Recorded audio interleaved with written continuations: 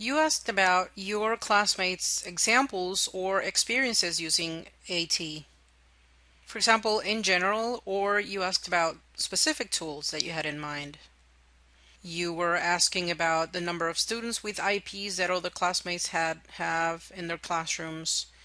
You'd ask about experience with high-tech devices. Others thought that AT for IEP was effective, or whether no AT was actually beneficial for a particular student. You were also curious about using AT even if it was not requested in the IEP. And also if anyone had experience revising the IEP based on outcomes using the assistive technology. Another thing that was interesting for you was whether classmates had experience with students actually being participants in the IEP meetings. You also wondered about whether students could have benefited from AT if at some point, now that you have this knowledge, you realize that you look back and other students that you had in the classroom were not assigned AT, but they could have used it. You also wonder about whether it was beneficial to include the students in IEP meetings, just like the Stanberry article recommended.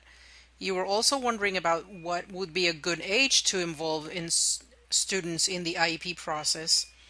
And also, you were surprised by some of the things that are considered AT and you thought you didn't know about that.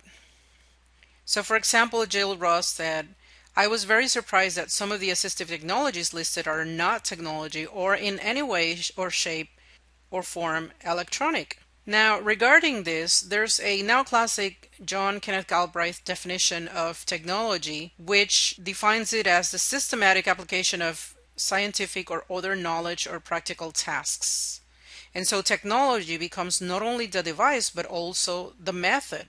So in this case, all of those pencil grips, all of those adaptive papers, it just becomes a way that somebody thought something can be done better to help someone accomplish their tasks.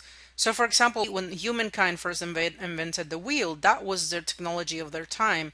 It was non-electronic, but it helped apply knowledge to some practical task.